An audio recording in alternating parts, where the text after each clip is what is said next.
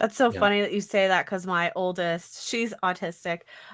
She has been really into instruments. Like she's picking up all sorts of instruments. She's 4, and she just now suddenly got out of the blue totally into watercolor. I got her this like cheap, like $3 Crayola set, and she went through Yeah. that entire thing of paint in like 2 days, and she went through so many pieces of Oh, wow. paper. It was impressive, Hmm. especially with like fine motor issues. I was really impressed, but I definitely have seen that connection between music and art, and Hmm. neurodivergencies. So now Hmm. that you brought that up, I thought it was also interesting because a lot of autistic individuals are not actually able to communicate verbally. So I know that you brought up, like, for example, if somebody was physically disabled, they could have this person that they communicate what they would like to have on there.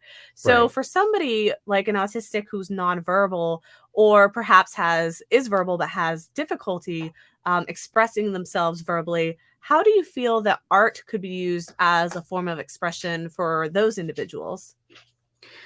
Well, there's all different reasons that somebody might want to make art. And, I think you could look back and say, like, a pretty large number of artists that are very well known today, they made art because they like kind of had to. Like Mick Jagger, I remember there was a quote I heard from him years ago. Not really talking about necessarily, being like manic depressive or anything like that, but he was kind of saying like the people that do this, that, it kind of becomes their career, they do it because they have to, because they don't fit in anywhere else, and I think it's kind of like that, for, say if somebody is, manic depressive, like Van Gogh most likely is believed to have been manic depressive. And this was like his way of kind of coping with those things. And, he had all these things that he was dealing with, and he only sold one painting in his whole life. So he wasn't doing it to sell it. He was doing it because he loved it so much, even to the point where he would use colors that he knew maybe were going to fade at some point, but he was just so in the moment of creating it, and that was so special for him that he didn't even care.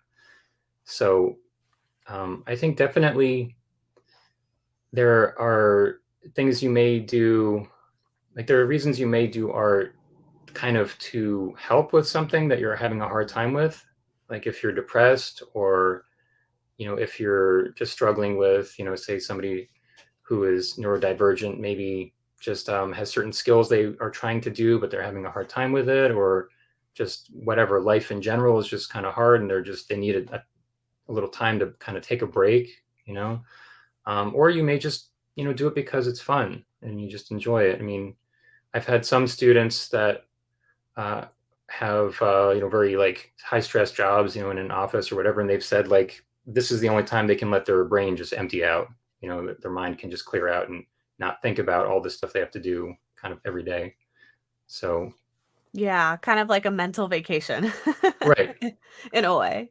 Yeah. So what would you say, because another thing that happens quite often that's often correlated with autism, and this is something that my girls both struggled with, is fine motor skills. There's a Hmm. high correlation with being able to do things like draw, spell, hold a pencil correctly, things like that. Do you think that there's forms of art that would be accessible to autistics who have fine motor challenges? And if Hmm. so, what would those be? Well, so like the program I was talking about at the Matheny School, I think pretty much everything they do is abstract style. So in that way, it's a little bit, I think it lends itself to that kind of thing more, where somebody is, painting for them basically. But even if, say, somebody didn't want to do abstract, if they wanted to do realism, then, there's all kinds of adapted gear. Like there's a company named Zot Arts that there's like neoprene, like a scuba glove where you can put a brush or a pencil in there, and just Hmm. instead of using your fingers to hold it, you just kind of move your arm around to draw. And like Dick Blick is another art store. It's been around for a long time, and they have just general art stuff, but then they also have other things like that you can use. And there's things for feet even, where you could attach something. It's kind of like a wrist guard kind of a thing, but you could like put it on your foot and attach a pencil in there. Or like my girlfriend, like there's a couple of her students have even had sort of like headgear where there's just something coming off the forehead, and they just move their head around to either draw or whatever they're doing. So there's a bunch of different like assisted devices depending on the extremity of their limitations, basically. Hmm. Yeah. That's cool.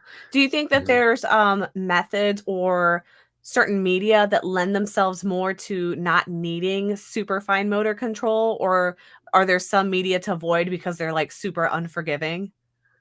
So media as in like painting versus drawing or something like that? Yeah, or like pastels or whatever it Mhm. may be. Well, I would say so. I mean, it kind of depends. Like when you have something like watercolor, one of the hard things about watercolors, once you put something down, it's just there. You can go over it again, but basically you have the white of the paper, and then what you add to it is just going to keep getting darker and darker or changing colors, but it's never going to get lighter again unless you use another paint called gouache, which is sometimes combined with it. But that's the hard thing about watercolor is it's unforgiving. You can make it darker, but if you realize you went too dark in one spot, unless you're using gouache, then you kind of can't go backwards with it. But then there's something like oil paint where you can paint a layer and let it dry and then paint over it, several times if you want. So I guess it really kind of it depends on the person's sort of style, like what they want to do and how realistic it would be, and also just maybe the way they work. I mean, in general, some artists just like I have an aunt that's an artist, and she just does one painting in one sitting, and then she's done, and she's like, "That's it. I don't care anymore." Like she moves on. For me, like I've had some paintings that I've worked on for many months, and it just takes a long time to finish because I have a very detailed, realistic style. So um, it So it really, sounds like you said oil is one of the ones that's a little more forgiving. yeah, as far as like if you put something down and you don't like it, yeah, you can always paint over it. That would be probably perfect then, because I know my kiddos make a lot of mistakes. Thanks for checking out this segment from the Embracing Autism IRL podcast. Check out the full episode on our channel and don't forget to subscribe, comment, and share to help us continue to spread more awareness. And if you'd like to support what we do, make sure to visit our website at autismwish.org and click on Give to find out how you can help our mission of spreading acceptance and awareness.